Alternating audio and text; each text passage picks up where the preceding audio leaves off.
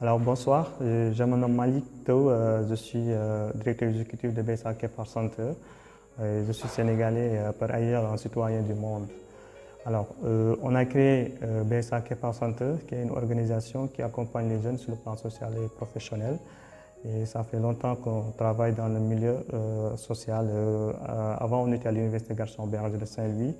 là-bas où nous avons fait une formation sciences sociales et religions, avant d'avoir une bourse du ministère de l'Europe et des Affaires étrangères de Paris, qui peut travailler sur la question de laïcité et la religion. Et BSA Kepar Center, c'est un projet qu'on a mis en place en 2019 en France, qui accompagne les jeunes qui venaient juste d'arriver en France et qui ont des problèmes d'orientation, des problèmes pour trouver du boulot, du travail. Et voilà, notre ONG BSA Kepar Center était très motivée. On était sur place, sur le terrain, pour voir ce qui se passe et on a constaté que beaucoup de jeunes avaient des problèmes, des soucis. Et voilà, on a constitué un groupe et pour essayer de les accompagner à trouver du boulot, de les former à se préparer, surtout quand ils ont des entretiens d'embauche. Et ça, c'était très important pour eux. C'est pourquoi, tant que des jeunes citoyens du monde, on a essayé de faire notre mieux pour jouer notre partition dans la plus belle manière à côté de nos partenaires. Voilà, nous remercions aussi tous les partenaires qui nous ont accompagnés, qui ont conjugué des efforts, comme OFKJ, Office franco-québécois pour la jeunesse, et aussi le consul de Lyon qui est actuellement en France. Voilà, nous remercions aussi ADES de Moussa Ousmane Fall. Voilà, on a lancé un projet en Afrique, au Sénégal, qui signifie oreille attentive. Et on a fait un constat. En Afrique, beaucoup de jeunes ont des problèmes, surtout d'orientation. Et BSA Kepar Center, en tant qu'une ONG responsable, qui avait des programmes pour accompagner les jeunes africains sur le plan social et professionnel. Et on a lancé ce projet dans un village qui se nomme Punjum, quelques kilomètres de Rao et de Saint-Louis, qui se trouve à Saint-Louis. Et c'était vraiment une opportunité pour nous de lancer un message aux parents, mais aussi de lancer un message aussi aux enfants. Et on a essayé de faire un panel pour changer le format. Un panel qui avait comme titre éducation et prévention, la réussite de l'enfant à l'école, quel rôle pour son entourage. Et c'est très important quand on parle de l'entourage. L'entourage, ça ne concerne pas seulement aux parents, mais aussi les professeurs en font partie et c'est très important de souligner ça. Nous aussi, nous qui sommes les anciens de l'école, c'est aussi très important de revenir au pays pour les accompagner. Et aussi, il y a un projet qu'on appelle Apprendre, comprendre et entreprendre en Afrique. Et on a fait un constat, les jeunes africains, et surtout le système éducatif sénégalais. Beaucoup de jeunes vont à l'université, mais malheureusement, on ne les apprend pas comment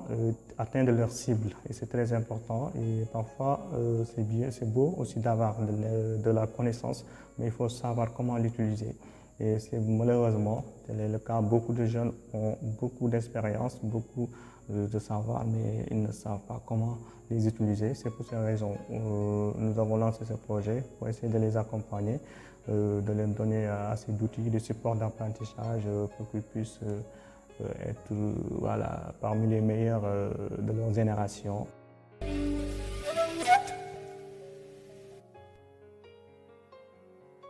Salam alaikum les internautes de Raw Media TV. Man la Malik Tao, di doomu Punjum, doomu Raw, di doomu Ndar, di doomu Sénégal, di citoyen du monde. Di leen nuyu, di leen ziar. Et tey dama si kër waxtaan ak waa Raw Media TV, muy ay xale yi ko yor yu am jom, di jëm essayer suñu parcours. Ay ndaw la juddoo Punjum, nekk fa xale,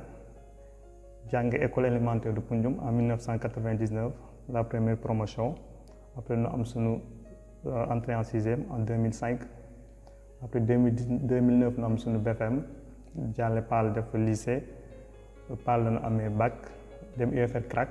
Art, Civilisation, Religion et Communication. J'ai fait Sciences sociales et religions, les scientifiques de la religion. Et après, c'est ma licence en Sciences sociales et religions, c'est la sciences politiques. Voilà, d'étudier les questions politiques et religions. après si biir année bi 2017 si la am benn bourse du ministère de l'Europe et des Affaires étrangères de Paris pour me travailler sur affaire laïcité ak religion pour mën a poser des questions sur le terrorisme ak affaire voilà prévention du terrorisme ak l'extrémisme violent. waaw 2017 laa dem Europe université de Lumière Lyon 2 laa jàngee voilà bi ma jógee université Gaston Berger différence bi bëri na parce que tamit dañuy wax suñu dëkk yi dañoo tolloo ci tabax comme Sénégal dëkku Afrique yi surtout Afrique sowu jant boo demee Europe fekk fa beneen niveau voilà c'est très difficile parce que ñoom doon avancer ci côté xarañ yu bees yi comme technologie bi voilà différence bi daal moom mooy loolu te aussi tamit peut-être grève beeg yooyu foofu du fa bëri loolu te dina jox opportunité nga am sa temps bopp pour def ay recherche voilà à part différence bi voilà les étudiants étudiants la rek mais aussi tamit foofu mën nañu wax ci la ñuy gën a taxaw ndaw gën a taxaw étudiant à part loolu mooy différence bi et li ma poussé ma dem bitim réew jàngi parce que boo nekkee ndaw comme ni ñu koy waxee rek da ngay def ay recherche te il faut pas seulement nga rester ce pays dans ta zone de confort il faut nga jéem a xool yeneen pays yi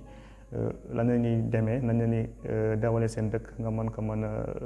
xool fekkee lu baax la nga roy ko fekkee lu bal la nga xool noo ko mën a changer loolu moo ñu taxu ñu dem tukki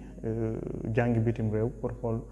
nan la mën a ñëw revenir suñu pays xool les limites ak les finalités surtout le système éducatif sénégalais nan la mën a changer et moom moo taxu ñu dem bitim réew. voilà bi ma demee bitim réew aussi gis naa fa lu nga xamante ni expérience yi ma gagné yu bëri la parce que bitim réew beneen niveau la ba ma jëkkee dem voilà sedd na amul parent amul dara et parfois peut-être ñu ngi jógee ci village yi voilà peut-être parfois su yaay absence parce que tey boo jógee ci village yi da ngay am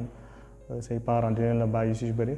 ngay dem ay tool di dem lu bëri di liggéey. te foofu boo fa demee nekk étudiant il faut nga liggéey pour mën a fay sa logement fay sa lépp il faut nga débrouiller wu voilà foofu éducation la ñuy def dañuy jàng di liggéey en même temps parce que su dul loolu day xaw a métti nga doon doomu baadoola moom moo tax daal bi ñu fa demee da ngay gis ay ndaw yu réer ndaw yoo xam te ne xamul fu ñuy teg seen tànk il faut nu am ku leen jàppale. voilà ONG bi foofu la juddoo parce que man pour rappeler rek ça fait 10 ans que maa ngi dans le milieu social. bi ma demee di liggéeyal benn ONG bi naan OFQJ Office franco-québécois pour la jeunesse bu permettre ma dem ay Canada def voyage yu bëri si la taxaw seetlu ni voilà pourquoi pas di jéem a taxawal benn ONG pour accompagner ndawu réew mi te man ndaw laa sama position tey lépp li nga xamante ni sama position tey dama ko justifier parce que dama ko dund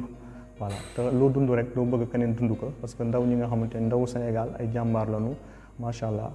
Ils sont très motivés mais juste lu leen di manqué mooy nit ku leen di jox information di leen accompagner di leen xelal di leen xalaat voilà loolu moo tax ONG bi ñu ko taxawalee bitim réew boobu dañ doon jàppale doomu Afrique yi doon ñëw bees bu ñu ñëwee bees tey duñu xam fu ñu teg seen tànk ba parfois day metti trop ñu ni pourquoi pas ñu teg benn ONG bi nga xamante ni da leen di accompagner sur le plan social et professionnel moom mooy début bi. et voilà nu def ko yàlla def nañu xéewal gars yi intégré bu baax a baax di nuyu waa Lyon di leen ziar aussi voilà foofu la ONG bi juddoo te bon comme que ONG bi juddoo na fa foofu nuy accompagner les jeunes sur le plan social et professionnel ñu ni bon comme que ay doomu Afrique lañu du ñu dem rek toog foofu muy neex nu bàyyi noonu parce que suñu rakk yi dañ doon wax chaque fois problème yi ni am fii moo tax ONG bi dellu si voilà pour comme suñu réew yi dañu nekk ci tabax ñu ñëw ñu xool nañu ñuy jàppale doomu réew yi te foofu dama fay souligner tey da ngay gis doomu réew yu bëri bu ñu tukkee dañuy ñëw tabax ñu tabax ay hôtel ñu tabax ay ku nekk ak sa niveau tamit booy jàppale sa dëkk te ñu xool nañu peut-être bu ñu tabaxee hôtel wala tabax ay mbir suñu population duñ ci jariñu parce que hôtel fii boo ko tabaxee wala ay mbir benn investissement personnel la ñun suñu investissement mooy dañuy tabax doomu aadama te doomu tabax aadama boo ko tabaxee rek nekkul investissement boo xamante ni c'est personnel benn investissement xamante ni société bi moom moo ci jariñoo moo tax bu ñu demee ba tabax ndaw ñooñu ñu tabax ñeneen ndaw bu ko defee affaire bi di gën a law ba naataange mën a am fii suñu réew loolu moo tax ñu choisir tabax nit voilà tabax choisir un tabax ay bâtiment mais nit lañu choisir tabax te nit boo ko tabaxee rek bu amee njariñ ay entourage am wax dëgg yàlla am ci njariñ loolu moo tax ONG bi taxaw te lépp li ñuy wax rek lépp loo mën a commencer rek jàng la muy alxuraan bi muy école bi jàng boo ko xamee rek ba nga nekk ndaw xam ràññee ba kenn bañ la nax moo tax ñu ñëwaat pour mën accompagner sunu ndaw yi nga xamante ni ñu ngi si milieu rural bi surtout ñu nekk si village yi di leen. waaw avec BSA Kepar Santé nekk nañ ay ndaw yoo xamante ni amoon nañ engagement si benn commission bi naan commission sociale Université Gaston Berger bi ñu toogee Université Gaston Berger ñu toog ni chaque ndaw voilà dafa war a xool lan la ko jàngam mën a jëriñ bi ñu di jàng religion bi ñu toog mooy xool religion c'était une première en Afrique de l'Ouest unité de formation bu ñu créé woon Université Gaston Berger ma toog suñu kër benn ngoon ma ni pourquoi pas ma jouer sama rôle si ni adduna bi di doxee ni affaire yi di doxee si lañ koy benn ONG bi tudd ORPER organisation pour la paix et l'entente religieuse bi nga xamante ni da doon faire juste la médiation juste pour religion terrorisme bu amoon si nord Mali ñu ndaw réewu Sénégal peut-être buñ si waxee di def des sensibilisations dina permettre voilà Sénégal affaire bi bañ fi essi et aussi dañ doon xool temps yooyu affaire religion confrérie yi dafa doon am ay problème ñu ngi ñëw aussi di questionner religion bi voilà pour nit ñi xool na nañ ko mën a njëriñoo ba problème du fi am foofu la ñu commencé di engagé wu bi ñu demee bitim réew aussi tamit parce que foofu dañuy am na différence foofu mbirum religion da nga ko xaw ragal voilà bi ñu demee xool ONG bi day xaw a métti nu yeggale ka si la ñu créé BSA Kepar Santé bi nga xamante ni bon am na objectif yi nga xamante ni sont les mêmes objectif la pour accompagner ndaw ñi ORPER tamit amoon na si benn entité bu nga xamante ni soxaloon na ko lool moo tax bi ñu changé nom bi BSA Kepar Santé voilà ñu xam moo Kepar mooy signifie ombre en français Kepar c'est day symboliser lu bëri lu tax ñu choisir que aussi tamit moo wolof la comme que ñu ngi bitim réew ñu choisir BSA Kepar Santé pour Kepar ñu xool parce que Kepar boo xoolee li ko constitué dafa bëri dafa am ay racines te racines yi moom mooy sunu ñi ñu jàngal mooy sunu maam yi ak sunu papa yi ñoom ñoo ñu jàngal moo doon tuddee loolu racine bi tronc bi mooy ñu ngi xamante ni ñooy grand frère yi nga xamante ni ñoo ngi si université yi ñu ngi si milieu professionnel bi voilà ñu ñooy tronc bi ndaw yi nga xamante ni ñoom ñooy juddu ñoom ñooy fruit yi te loolu tamit pour mu taxaw bu baax a baax il faut mu am racine bu baax moo tax engagement boobu nu foofu noonu la fa demee ñuy xool racine nu keppariser ko te Kepar tamit day symboliser lu bëri bu njëkk temps boobu tribunal amul woon dara amul bu ñu doon régler yenn question yi dañ ko doon toogee di ko waxtaanee si Kepar yi loolu moo tax ñu jël moo Kepar ba yàlla def na nu créé benn mot keppariser qui signifie médiation voilà loolu mooy foofu la historicité BSA Kepar Santé jógee di accompagner ndawu bitim réew yi doomu Afrique yi mais fii si Sénégal ak Afrique ñuy accompagner xale yi nga xamante ni ñu ngi si milieu éducatif bi voilà. waaw BSA Kepar Santé voilà bon bi ñu commencé ay suñuy programme ñu ngi ko commencé bitim réew di accueillir doomu Afrique yi parfois c'est difficile boo ñëwee bees nekk africain contexte yi amul su bëri bu ñu ñëwee dañuy bëgg liggéey xool ay papier bëgg lépp ñooñu dañ leen di accompagner di leen recevoir suñuy bureau di leen orienter di leen defal ay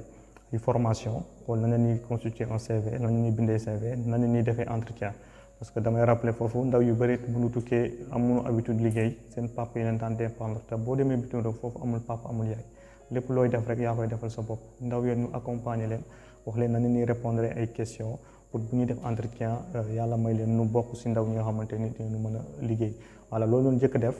voilà bi nu aussi tamit ñu xool foofu racisme bi dafa bëri voilà racisme bi dafa bëri moo tax ñu joué benn colloque nu tuddee que voilà vivrons ensemble c'est-à-dire ñëpp ñu yëngatoo que ce soit nga doon arabe nga doon nit ku ñuul nga doon français nga doon canadien ñëpp benn lañu ñu def benn journée de sensibilisation bon ndaw ñëpp jàpp si vraiment macha allah fi may wax ni accompagné na presque 1000 personnes ndaw yu liggéey fële sa France te bu ñu amee problème aussi dañ leen di topp di leen poursuivre seen niveau d'étude di leen jàppale di leen accompagner ba nu am ay papiers am ñoo xamante ne sax amuñu ay papiers ñu accompagner ba nu am ay papiers voilà loolu lañ jot a def bitim réew te am na yeneen projet nga xamante ni ñu ngi koy def aussi ñu ngi si voilà ay conférences yi ñuy def en ligne pour former les jeunes voilà bu xoolee fii si Sénégal ñu ngi fi mën benn programme bu naan Fight Against Ignorance lutter contre l'ignorance pour permettre aussi ndaw ñi wuti xam-xam tamit dañ koy sàkku voilà loolu moo tax BSA Kepar Santé ñëw fii si Afrique pour accompagner ndaw ñi waaw léegi di le 19 bi passé lancé nañu benn projet bu tudd oreille attentive nañuy déglunte parce que dañoo seetlu ni ndaw ñi nekk ci école bi en général dañuy am ay problème te problème yi nga xamante ni buñ ko amee dañ ci wét ñoom kese ñoo ci nekk te seen parents yi amuñu jot pour mën a di leen accompagner ñu comme que ay ñu seen grand frère muy ONG BSA Kepar Center ak ay bénévoles ñëpp ñu ci bokk ay bénévoles ñu ñëw accompagner leen ci seen jàng voilà pour juste ñu performant ci seen ay études loolu moo doon objectif bu BSA Kepar Center. ñu ngi aussi ay formation entrepreneuriat pour permettre jeunes yi nga xamante ni ñu entreprendre projet boobu mu tudd apprendre comprendre et entreprendre en Afrique ASENA Afrique nga am projet nga am programme te man maa ko jiite pour permettre aussi ndaw ñi ñu compétir voilà parce que dañoo xool ni seetlu foofu accompagnement bi dafa des par rapport ak ndaw yi nekk ci bitim réew seetlu ban fa am daal li fi am ak li am bitim réew bokkul fii dañ lay bàyyi yow kese ngay dem di dem ba yàlla moo li suturaal fi ngay egg bu baaxee tamit suñu borom moo la suturaal loolu moo tax daal ñu ñëwaat fii ci Sénégal fii ci Afrique pour accompagner ndawu réew yi loolu daal moom la BSA Kepar Center toogee te incha allah programme yi bëri na. c'est les partenaires de BSA Kepar Center voilà BSA bëri na ay partenaires surtout BSA signifie Brothers and Sisters Association qui signifie frères et sœurs voilà am na frères yi nga xamante ni ñu ngi réew ma dañuy joxe seen xaalis di cotiser par mois et ñooñu ñu leen di remercier aussi suñu partenaires yi nga xamante ni ñu ngi France ñu ngi Canada ñu nekk Sénégal aussi di leen remercier voilà IEF di remercier aussi les étudiants de l'université Gaston Berger et aussi di remercier ñëpp ñi nga xamante ni ñu ngi fii ci Sénégal comme ADS bu Ousmane Fall di remercier aussi Raw Media TV ci partenaires yi la bokk voilà di remercier képp ki nga xamante ni jàpp na ci suñu ay projet et di ubbi suñu loxo aussi di wax partenaires yi ñu ñëw projet bi vraiment mu am solo la di defar ndaw ñi di leen préparer pour nu mën a gën a voilà gérer seen ay mbir te kenn du ci sonn loolu moo waral BSA Kepar Center ñëw Sénégal ñëw Afrique pour juste accompagner les jeunes sur le plan social et professionnel.